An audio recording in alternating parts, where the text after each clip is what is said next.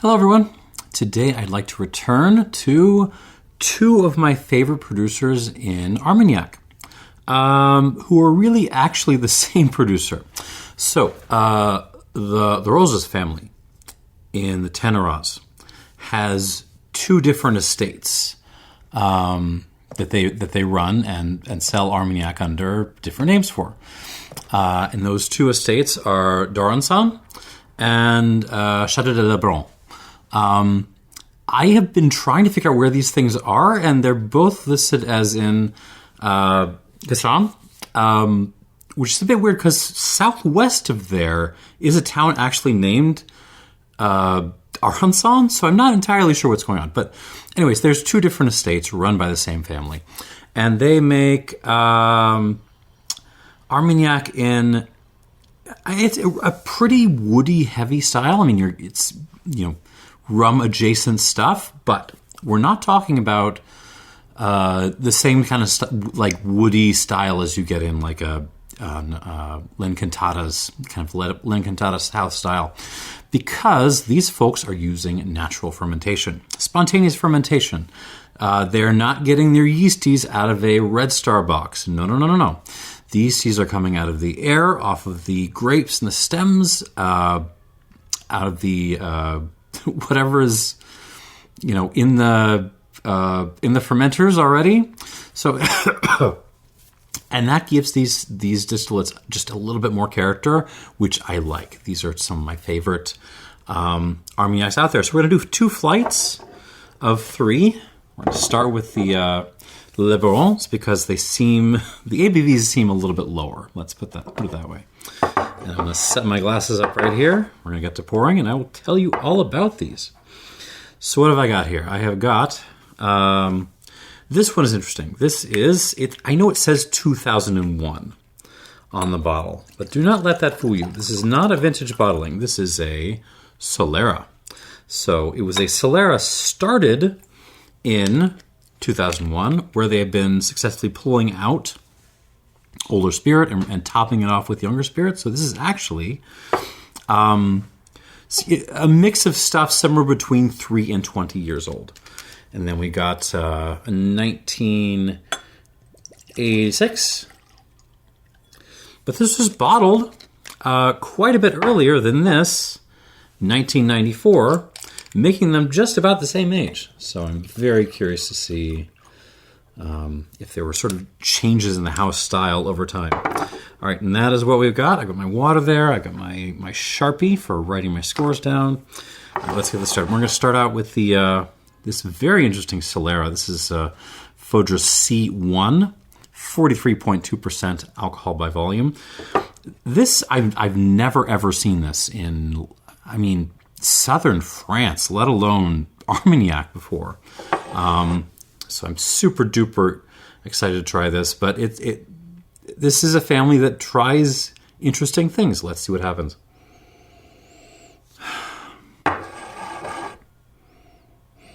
What you're expecting from something like this is a mixture of something that's going to be,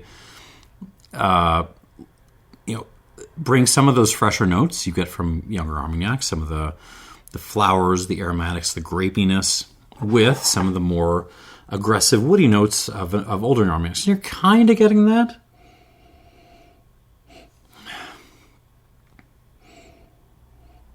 But honestly, it's not as expressive as I tend to expect from these kinds of characters. I am getting a little halo of like mixed wildflowers, but also some herbs. Greenish herbs, parsley, hints of oregano. There's a little bit of a grapiness, just like mushed school lunch grapes. Dried fruit, there's the French oak is in the house. Prune, fig, black pepper. What is that? Touch of milk tea. Good old-fashioned, like, Taiwan street food milk tea, no, no boba or anything to kind of get in the way. Just straight up like strong ass tea and topped up with dairy and sugar.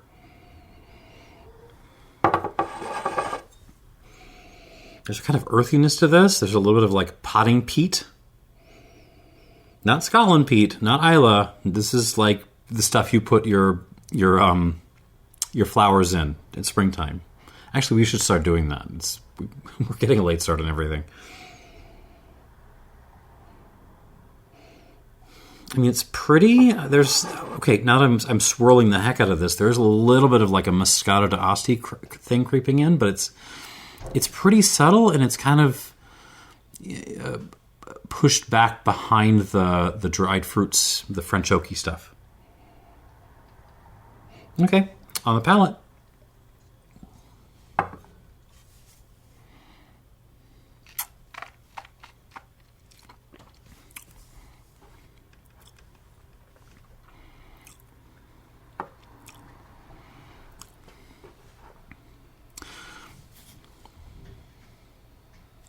I mean, I like this. This is yummy, but I gotta say, with light criticism, I don't know if I totally get the point. Like, you hand this to me, I'm just getting young, delicious, bright Armagnac. Like, that's what it tastes like, a really good, like, 8 to 10-year-old Armagnac. So, and I say this as someone who's, occasionally pushing for the use of mixing older spirits with, younger, lighter spirits. But here it just comes out as a kind of young Armagnac, and that's fine. I like this.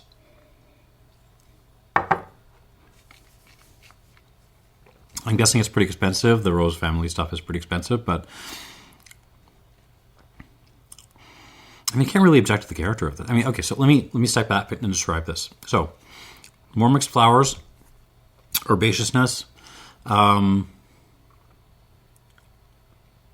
of herbaceousness. We're getting a little bit more thyme in this, like thyme and parsley.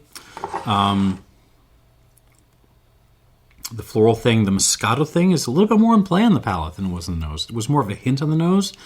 Now we're getting full blown, like there's a little bit of good Moscato d'Asti, like properly made from one of the big Barolo producers, Moscato d'Asti. A little bit of topsoil, a little bit of again, strong milk tea, figs, prunes, touch of dried apricot, but mostly figs and prunes.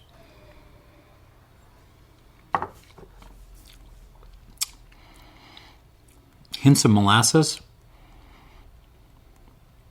orange peel, little, what is that?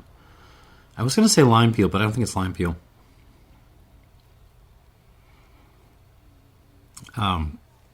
Limon peel, something like that. Some kind of citrusy thing that's not orange. Citron, sorry. What gives this away is on the younger side is the mouth presence. Finish is pretty darn good. Finish holds on pretty well. Mouth feels pretty darn good. It's the length. This is really kind of all concentrated towards the front of my mouth.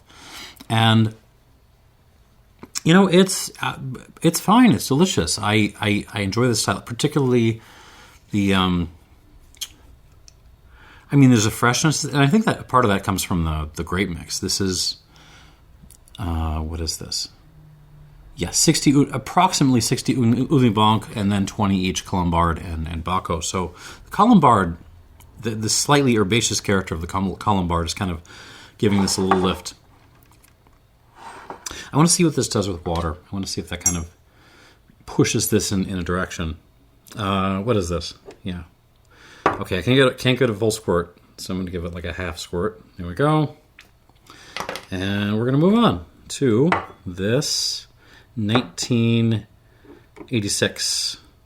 really should have switched these, shouldn't I? Oh well. This is how it came out. No, I shouldn't have, because the 94 is a little bit stronger. You know, well, I had them the other way in my notes. Never mind. We'll figure this out. Immediately, there's just a much more serious classic. Like if you've ever nosed a Lebaron or a D'Arançon nose, you will be right at home here.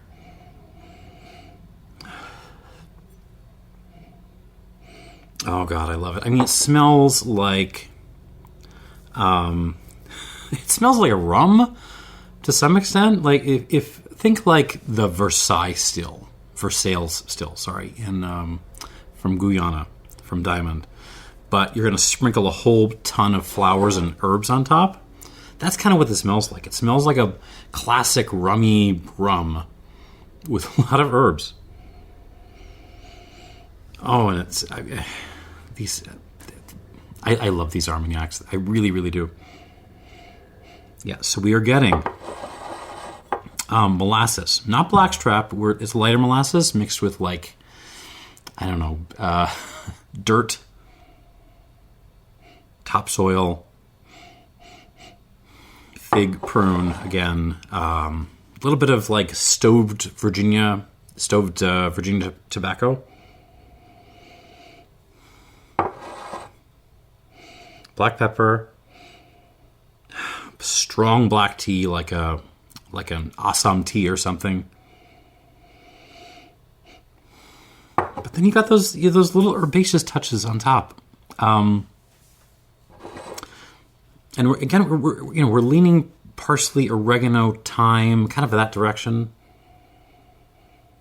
There's a little hint of fennel in there, though, which I like, and like some flowers on this too, but it's not wildflowers. It's not Moscato. It's more like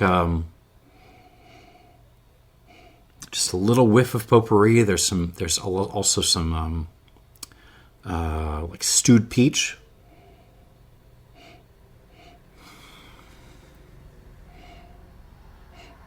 Yeah, I mean, this is... If you locked rum nerds and Armagnac nerds in a room and told them you wouldn't let them out until they agreed on something that they all loved, they would walk out with something like this. They really would. On the palate.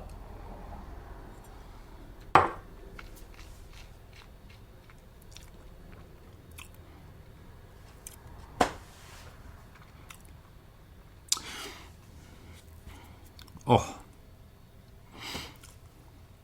And that is the difference between a good, fresh, delicious, but youngish Armagnac and just one that has just grown into itself. Oh, it's the development and the presence on the palate of this. Oh my God.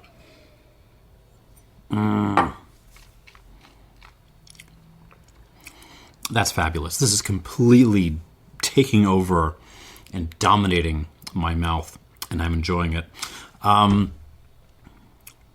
Very similar notes to on the nose. I could just repeat everything I just said.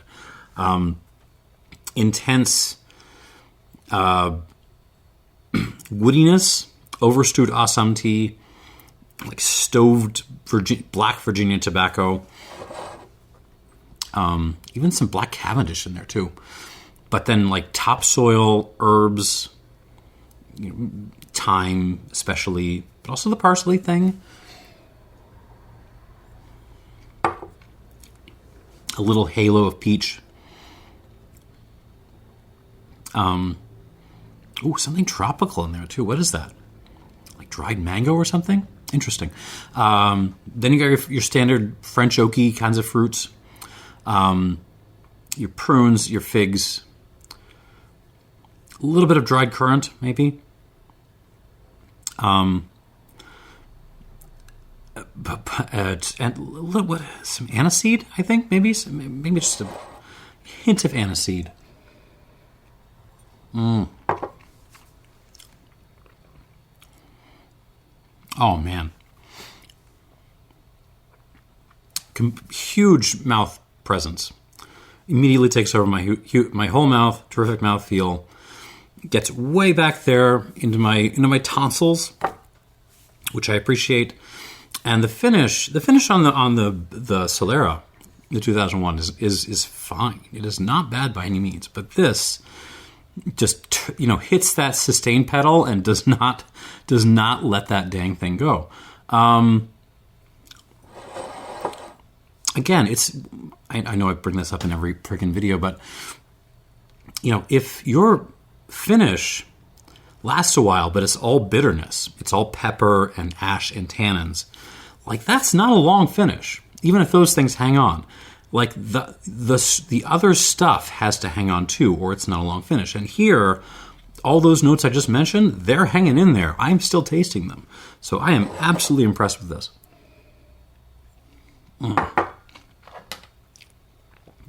I gotta stop drinking this. Hold on. Let me get some water in this. All right, so yeah, this is an 80. I didn't say anything about this, did I? It's an 86, but it was bottled a couple of years ago, so it's only a 29-year-old. 44.7% this was, and similar kind of grape blend. 65 Uni Blanc, 35 Colombard. I think. And I think the next one is the same. I believe it's these guys really do Uni Blanc and Colombard. That's their thing. And then this last one is this is the 94, 27-year-old at the highest strength, 46% alcohol by volume. I need to remember to switch my notes.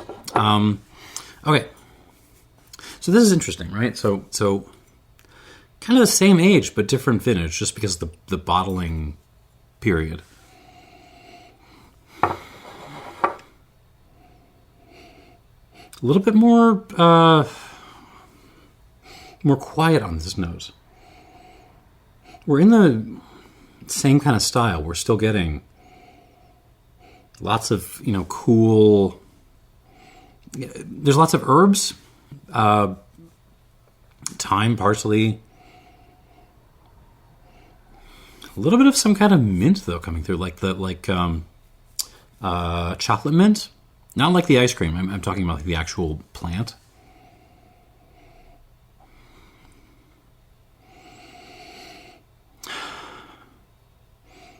Kind of back on milk tea, brown sugar, milk. Maybe tiger sugar milk tea this time, with the gross oil slick of sugar on the sides.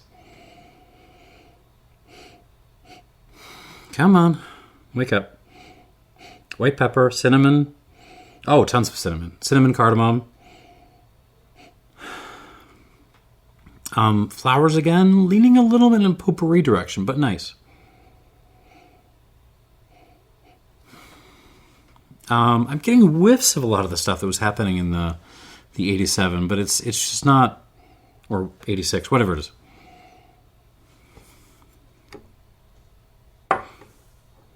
It's just not jumping out of the glass for me in the same way.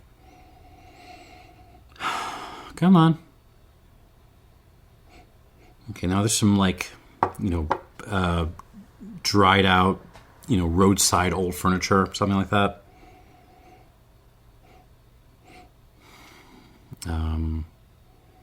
Okay, on the palate. Oh, and some dried fruit, like a dried apricot and one dried prune on the palate.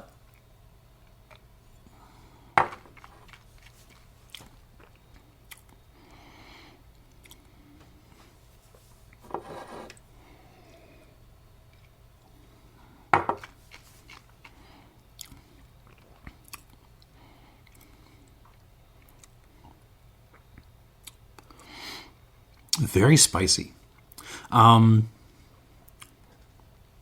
This is not what I expected it to be. This is much more of a... when I think of Lebaron and kind of Aronson too, like I think of the style that I'm getting in this 86 here. This 94 is much more... I mean, we're leaning... Honestly, it's like a halfway point between the 86 here and like what I think of as the L'Incantado house style. It's very, very spice driven. Lots of black pepper, cinnamon, cardamom, allspice.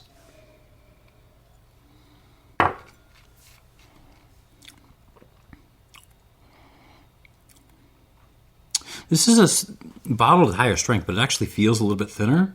It's not kind of taking over my mouth in the same way. It feels lighter, fresh. Oh, okay. That's interesting. So, yeah, there's like the parsley thyme thing in this case is kind of combining with a little bit of lemon peel and orange peel to kind of give this a brighter, more expressive, kind of a mouth-watering character.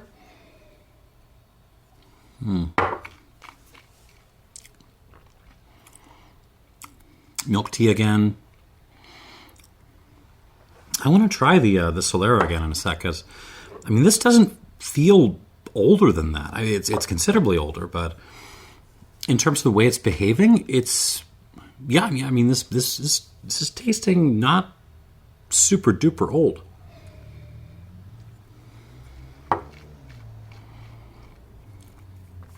Herbs, a couple of mixed wildflowers. There's that molasses note in there, though. That's still, but it's kind of mingling with the milk tea. Again, it's more like tiger sugar style milk tea. Vague, woody furniture-y notes, a little bit of dried fruit, but not too much.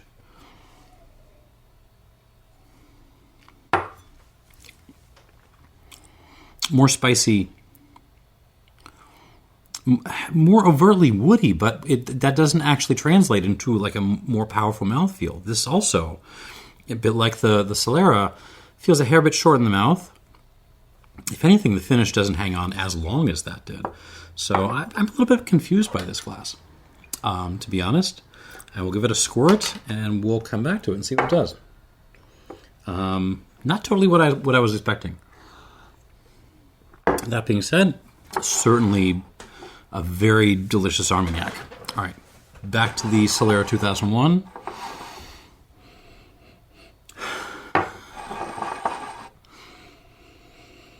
Yeah, this gets like a hot buttered rum kind of thing. Yeah, much bright, yeah. I mean, this smells. Yeah, the hot buttered rum is the best I can do. It's like very molassesy. No, but it's still got the flowers and the herbs there. It's just kind of like sweetened up on the nose.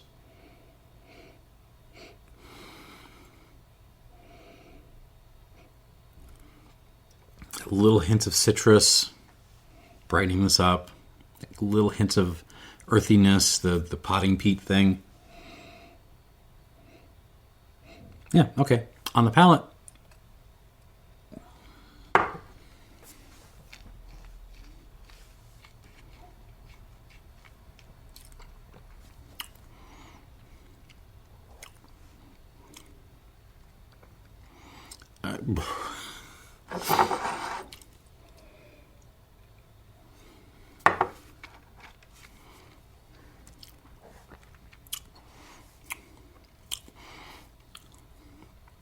Is good.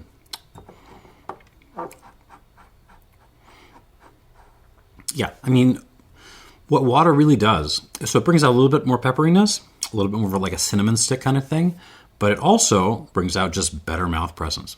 Like this is now really covering my mouth a little bit more powerfully, hanging on a little bit more powerfully, but also the mouth length is a little bit more, forthcoming.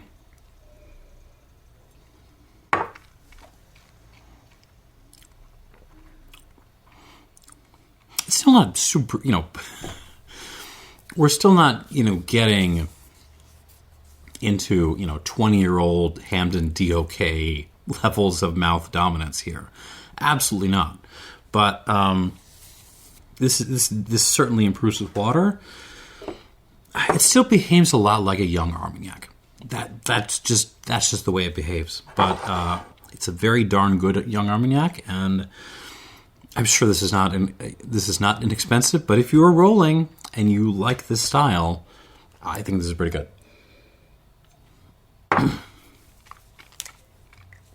I'll call this like an 87 plus because I think it calls for that. 87 plus is good.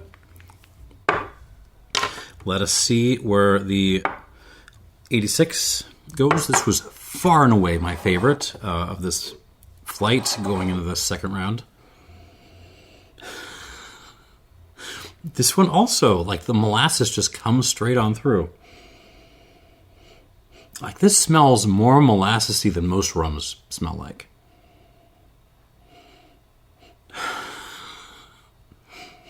But all the components that were there before were still there. The dried fruit, the herbs. It's a decadent nose. It's a very kind of sweet, almost desserty nose. But the complexity is there. I mean, that's kind of what these guys do with their best. These folks, I should say. These gals. I don't know. Sorry, not gals. These producers. I'm old. Be patient with me. On the palate.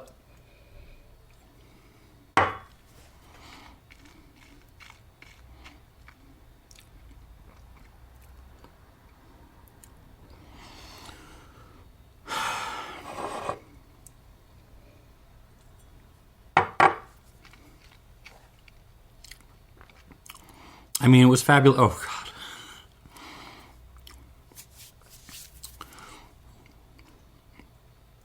Kind of like the Springbanks I reviewed a week or so ago. Like, these are just textbook examples of mouth presence in action, particularly a long finish in action. Well, not so much this one, but this Le Baron it just hangs and hangs and hangs. And the development is good, and the mouthfeel is good.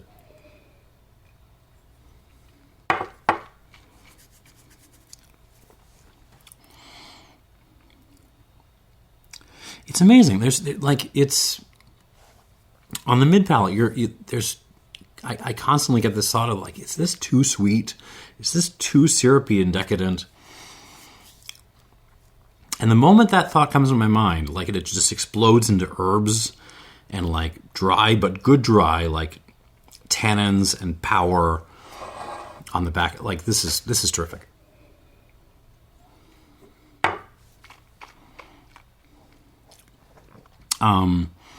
Yeah, borderline perfect Armagnac for me.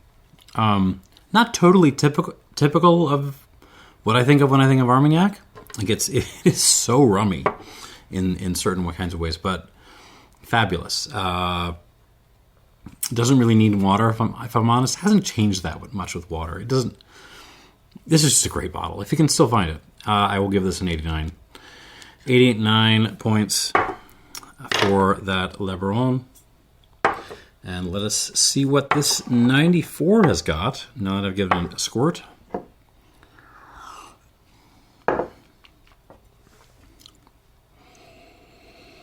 Okay. Nose has opened up a little bit. We're still getting that cinnamon cardamom thing, the herbaceous thing. What is that? There's almost a soda fountain thing coming through. Like I need to get more specific. You go to your local fast food restaurant, you hit the soda fountain with your cup, and you get like half full of Pepsi, and then the other half is like Dr. Pepper. That's kind of what this smells like. It's like half cola, half whatever the hell Dr. Pepper is. But it's really earthy too.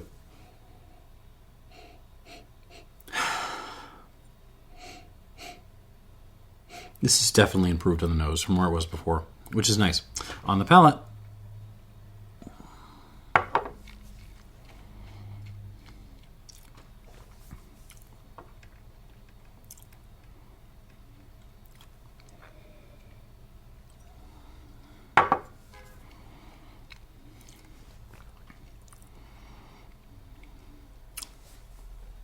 it's interesting. I'm still sort of puzzled by this one because in some ways it's the woodiest of this bunch. Like there's a lot of sort of good like wood tannins on the back end of this. There's some splinters, and I feel like I started to eat a coffee table a little bit. But at the same time, this one might feel the thinnest in terms of mouth presence, which is not to say this feels like conventionally thin by any means. It's just compared to the rest of the company here.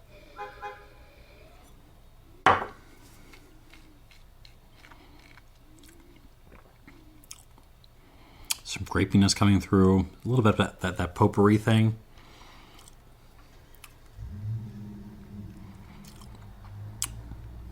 Earthy, spicy. Yeah, it feels like a kind of crossbreed between L'Incantada house style, Le Baron house style, but a hair bit thinner than I would expect from either of those. It does improve the water, though. Good score, but not a amazing score. I will call this an 85 plus. So I didn't think the Solera would beat this, but here we are. Let me try the Solera again.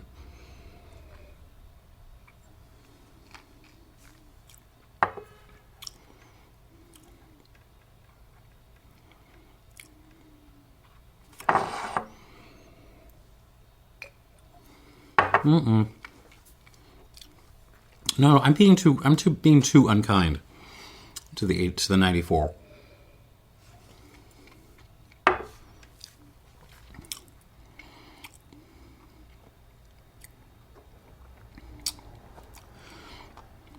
It doesn't win the flight, but it's not that far behind the Solera. So I'm going to give this an 86. 86 flat. It's talked me up. It's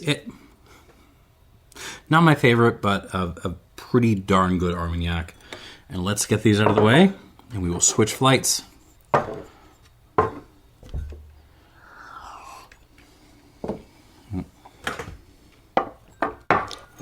So, hope you're all doing well, because we are about to return to confession time. I really, really like Le Baron stuff. I really do, but between the two houses, Arançon is always the one that's floating my boat a little bit more. And I can't explain that. That's just how it's been. All right, what have I got here? I have got the Le Quart des Fantômes. This is a single plot Armagnac. I'm going to tell you about this in a second because it's weird. And then I've got... No, I need more of that. Again, like the Solera, this is one of their weird experiments. I have got a 2006 vintage, 15-year-old, which has a very good reputation in some of the communities I hang out in. And I got a very, very old 1975 40-year-old. So bottled a fair, close to a decade ago, I guess. Oh my goodness. Okay, let's get started with these. Let me try to describe what the heck is going on with Le Quart des Fantômes. Okay, this is a single plot where basically the Rose family planted all the other grapes allowed in Armagnac that no one actually uses. So everyone uses Ugni Blanc, Bacchus, Faux Blanche, and what am I missing? Oh, Colombard, which we had in some of the ones over there. The ones which are allowed and that no one ever uses are, let me see if I can read these. And please excuse my French. Meslier, Saint-François, Plan de Grace, Mauzac Blanc, Mauzac Rosé, Claire de Gascon, and Juncon Blanc. So they have planted all those grapes no one cares about. They were just probably thrown in the appellation because there was one guy who was growing like half a hectare of this stuff. All of those grapes, they grew their own plot of them. They have harvested them, distilled them separately, and aged them separately. And now we have a bottle of this stuff. And look at the color of this. Have you ever seen an Armagnac with a color like that? This is... even if I don't enjoy the Armagnac, the fact that this color exists in a category known for looking like used motor oil, it just makes me so happy. So this is... They're saying over 3 years old. So I'm going to count as a 3-year-old. And it's also 50... How strong is this? 52% alcohol by volume. I wrote this wrong in my notes. Let me correct that. 52% alcohol by volume. Here we go.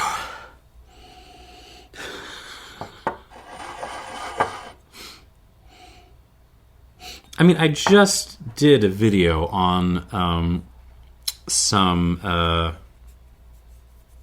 Armagnac Blanche Armagnac, whatever do they call it? The unaged Armagnac. And this smells like an unaged Armagnac. Which is to say, it smells a lot like an agricole rum agricole blanc.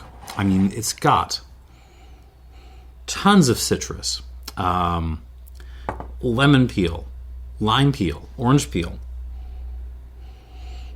We have got some melon in here.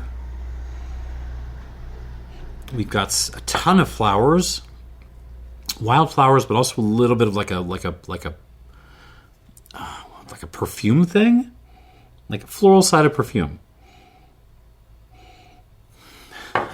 Very, very grapey, like mashed raisins, but also like fresh. I'm going to go back to my Moscato d'Asti, but good Moscato d'Asti note. Incidentally, we're not that far away from summer. If you have an aversion to Moscato d'Asti, get over it. It's delicious. Next pool party, go get yourself a Vietti or something. What are the good producers? And just learn to enjoy this stuff. It's terrific. I love it. Grapey, fabulous. A little peachy too. But like slightly immature peach, like green peach. Is there oak influence on this? I mean, there's some white pepper. That could be it. Jeez. A little cinnamon, maybe. Like a little pinch of cinnamon thrown in there. But oak is really hard to find on this. If you poured this for me and told me this had been in wood for a month, I would believe you. It's very, very light on the touch, on the woody touch.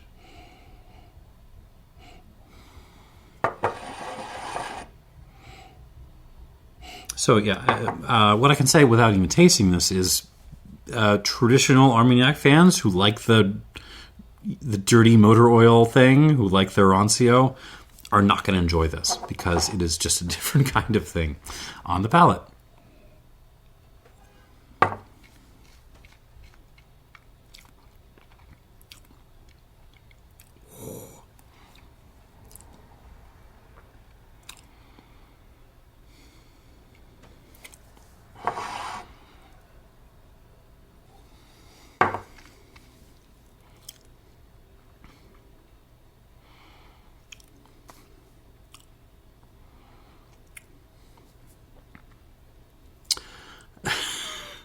Yeah, traditional Armagnac fans, all y'all L'Incantada folks, Delord single cask folks,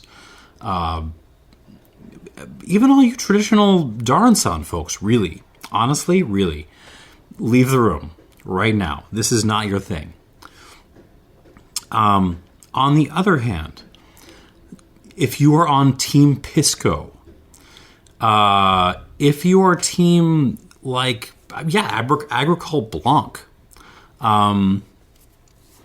who else? I mean, even team like overpowered Fruit Eau de Vie, come right on in. Like, this is... I think the quality on this is actually very high. It's just not at all what you would expect from something with the word Armagnac on it.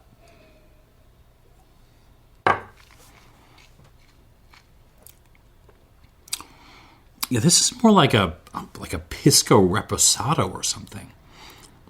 Oh, man. Let's get some notes in play. Again, tons of citrus. Orange, tangerine, lemon, lime. There's some tea leaves happening. What kind of tea leaves?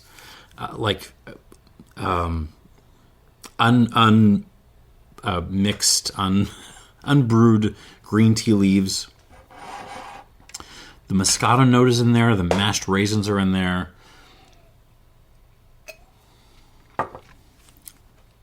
Cinnamon, white pepper.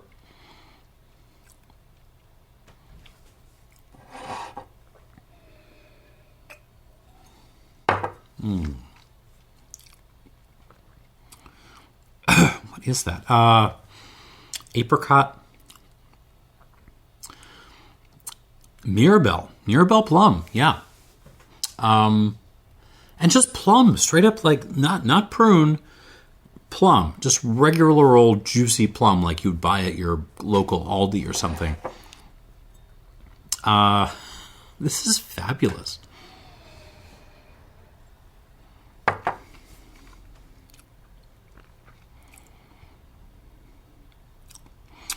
You got that little dash of cinnamon and powdered ginger in there to kind of remind you that this has spent some degree of time in wood.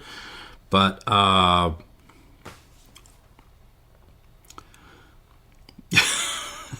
there is a market of like, I don't know, 10, 12 people max who will appreciate what this is and what it's doing. But those 10, 12 people are going to dig the heck out of this, as I do. I think this is fabulous. It's just not... Don't think of it as an Armagnac. Think of it as a Southwest French Pisco, and then it makes sense. Then it makes all the sense in the world. I adore this.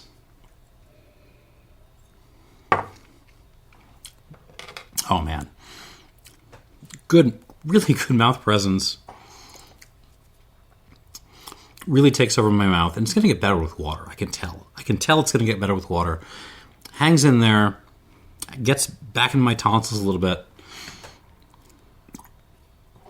I'm sold. I haven't even given this a score, and I'm already sold. All right, let's see if the others can keep up with this. All right, Pisco folks, leave the room. Regular Armagnac folks, come back in.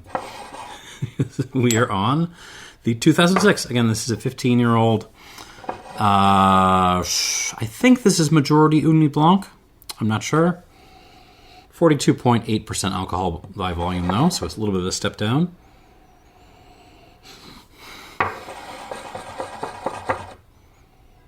And you could tell from my swirling that this is not as forthcoming on the nose as the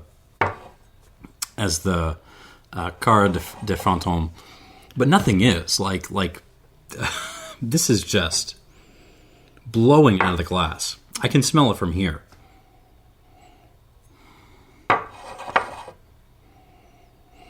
Okay, we are in traditional, delicious, yummy Armagnac territory with this. You know, chopped up, slightly toasted furniture,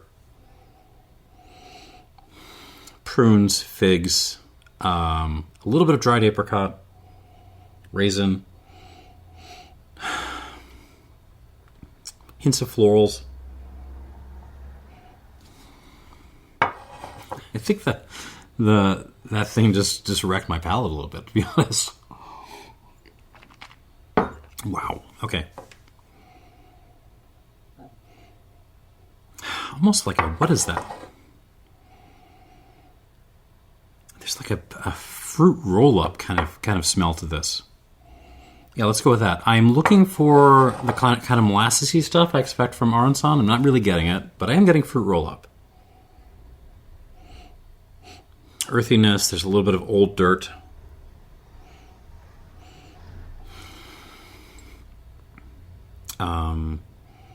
Maybe some nectarine, touch of nectarine. But overall, like, very, very clean by this house's style. Okay, some tobacco. Back on stove Virginias, I guess. On the palate. Oh, and lots of black pepper. Tons of black pepper, and I'm digging it. And some black tea, too, on the palate.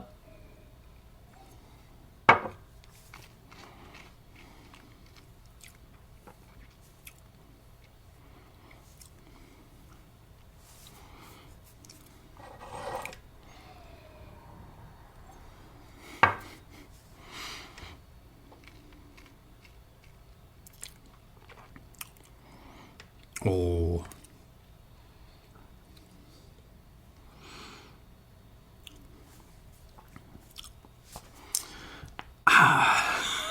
It took the second sip for me to get there. The first sip I was like, I'm not sure about this. Now I'm like, yeah, I'm here for this.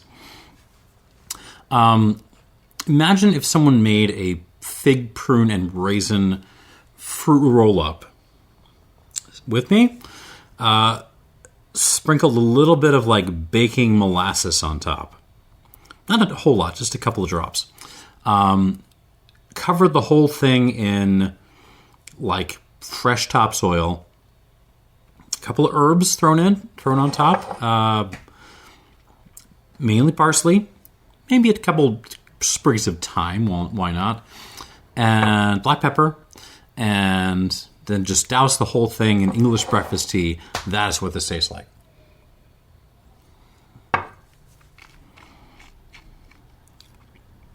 Oh, God.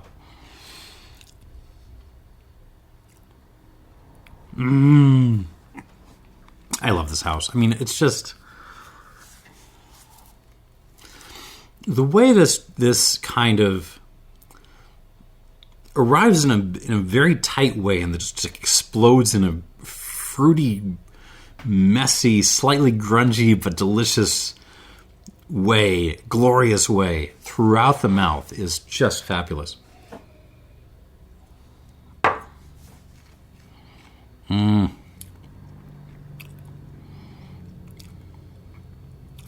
A little bit of coffee in there, like a little shot of espresso, mixed in with the English breakfast tea, maybe.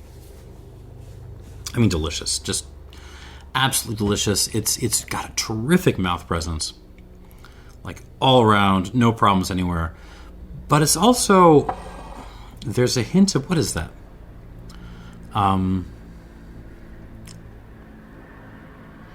You know how, a good Oloroso sherry or a good Palo Cortado can have this incredible texture to it, so much so that you almost don't notice that there's some acidity there? This feels like that. Like I didn't even notice that, if I kind of hang my jaw a little bit, I'm drooling a little bit. There's some acidity on this. There's some freshness to this, which just makes me want to drink more.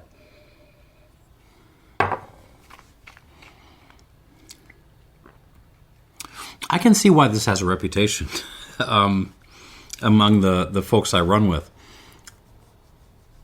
This is really, really well made. It's impeccably structured, but maybe even more than that. Like, you could set this on the patio, like in June, put a little bit of chill on it, but in friggin' June, and just enjoy this. This is terrific.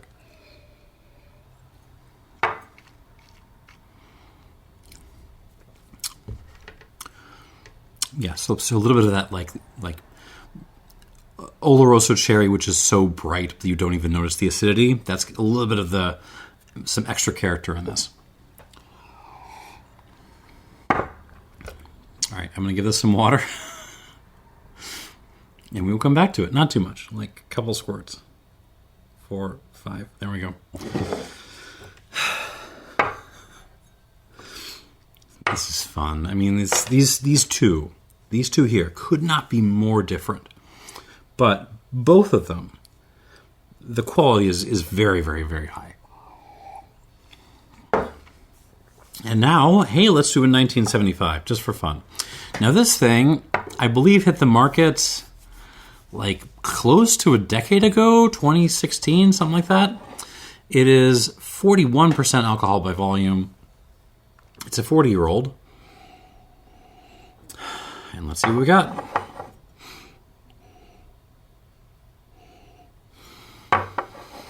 Come on, talk to me. I mean, we're really in the same territory as the 2006 here.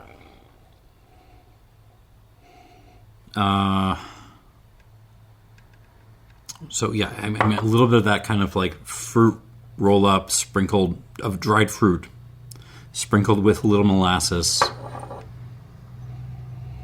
and topsoil. There's more pepper on this. There's a little bit of a bright, what is that? Some kind of bright fruity note. You're getting your tertiary notes on this, you wine fans out there. You're getting your terts. And I think it's like a bright, what is that? Like a pineapple note. And that's just from aging. Like that's just one of the weird things that crops up. You keep something in it with slow oxidization for long enough. A little bit of like a tropical thing, pineapple, bright orange. But it's just a little top note. It's just kind of like lying atop of the kind of rich, dirty, molassesy fruit roll-up thing.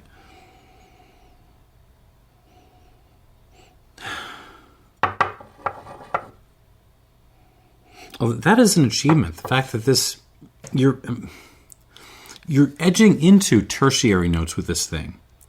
But it feels like that you could keep aging this. It doesn't feel like it's just been, swallowed up by oak and you've lost your kind of primary character. There's some herbaceousness to this. Still a little bit of that parsley thing, a little bit of grapiness. And at 40 freaking years old, if I can nose this and tell you, you could have kept this in barrel a little bit longer, that on its own is astonishing. On the palate.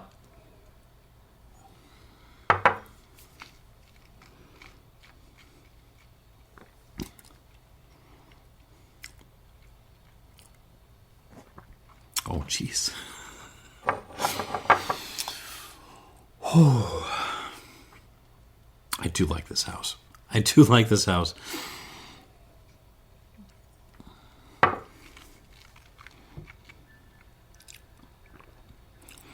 I stuck my nose into this glass thinking there's no way this is going to be better than the 15-year-old.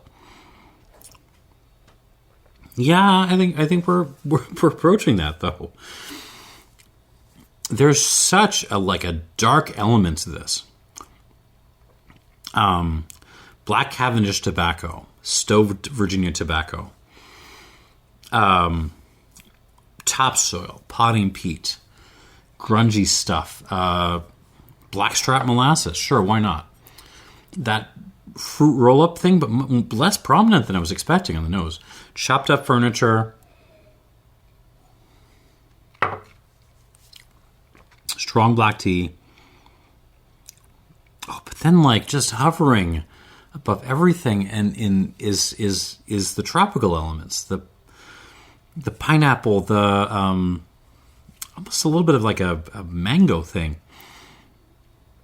Some flowers, some herbs. We're staying mainly on thyme and parsley, I guess. Almost, what is that?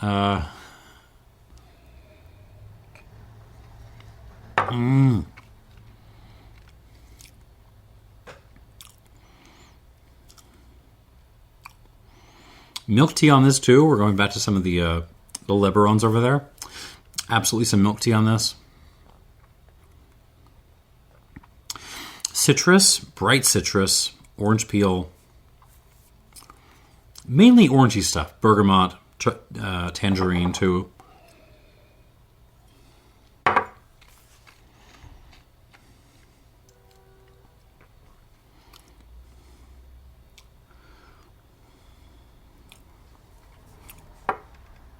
mean, just absolutely delicious. Like the previous glass, my mouth is watering a little bit, but it took me a second to notice. There is acidity here. There is freshness here. And it makes you want to take another sip, but it's not something you kind of overtly notice because you're paying attention to just the richness of it. I'm going to give this, and I really hope I don't kill this, like 3 drops of water just to see what happens. And we'll come back to it. All right, back to the Ghost. Ghost Yak. I don't know if this is going to win on points, but this is for me, this is the discovery of this flight, of this session, this whole video. It's just this is really good. It's fabulous. But it's so different from everything else on the table. All right, with water. Does water do anything to this? Not really. It was fabulous before, it's still fabulous.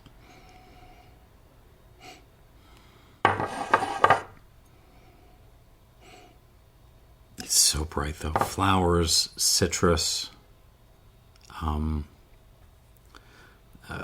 stone fruit, peach, apricot, even a little melon in there.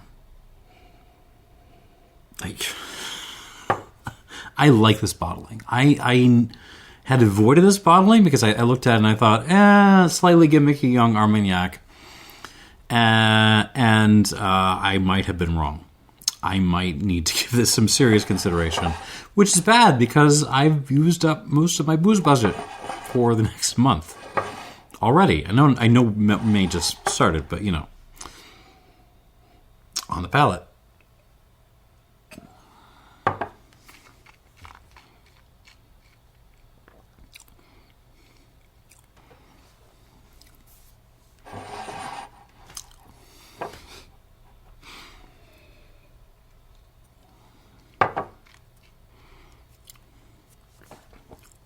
Again, not a whole lot of change in terms of the notes.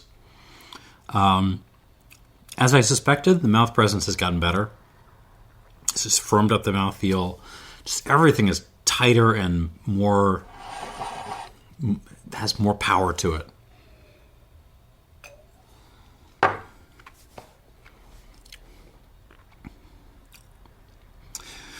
going to give this a good score, but it's...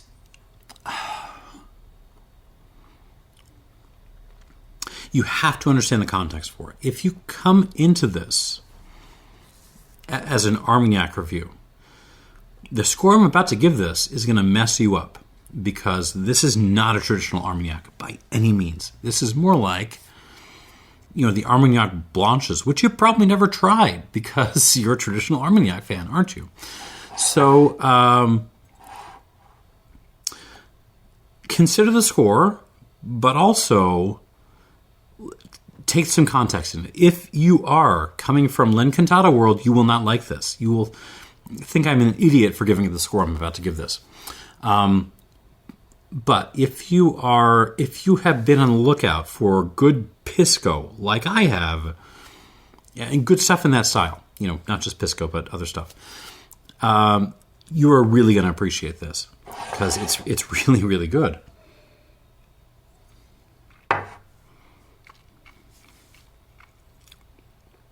88 plus. This is an 88 plus Armagnac Spirit. I don't know exactly what this is, but I think it's fabulous. 88 plus points out of 100, but I'm going to also give it like a warning sign emoji because you need to be aware that this is not what you think it would be given the context of the rest of this video. This is not a traditional Armagnac at all, but it's fabulous.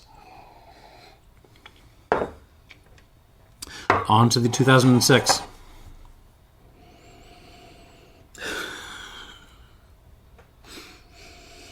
Has there been any change from the nose or from where it was before? Not really. There's a little bit more of an orange peel kind of thing coming out. A little bit more of a, not really orange peel. It's more like an orange candy thing. A little... You know what I'm talking about. The orange candies. Old school orange candies. There's more of that, but that's really the only change on the palate.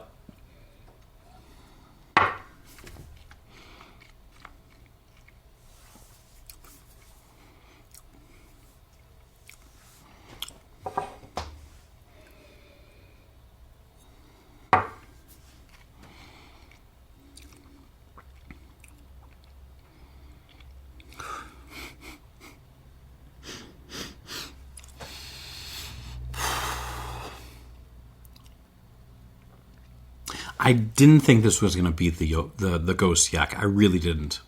But it is. With water, the mouthfeel just like hops up a point or two. It's really, this gets really good.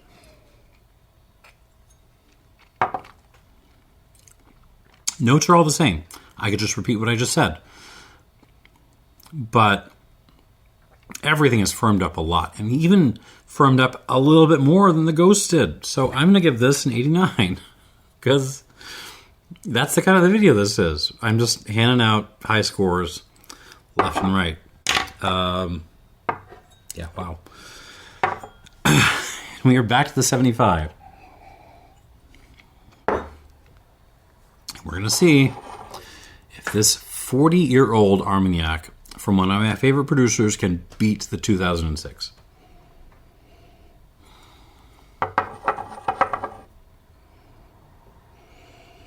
Oh, it's such a fun nose. Spirits that are kind of edging into the terts territory, as the wine nerds say. Tertiary notes territory, the notes that do not emerge from the wood or the distillate, but are kind of coming out of the aging process. Things that are really kind of edging into the weirder part of that territory, but haven't really kind of given up themselves entirely to that, are some of my favorite spirits in the world. And this is right on that line. Has it gained anything with water? No, I don't think so. I don't care. On the palate.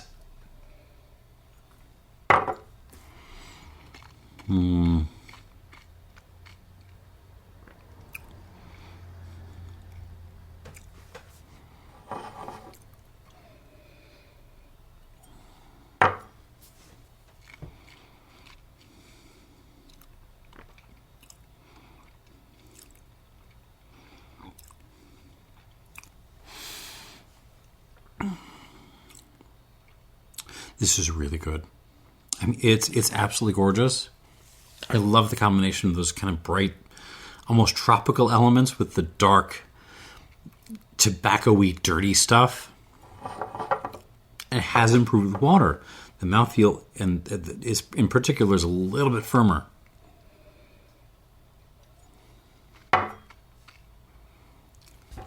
But it hasn't improved with water as much as the 2006 did. So I'm going to give this the same score as I gave the Ghosts. I will give it 88 plus points.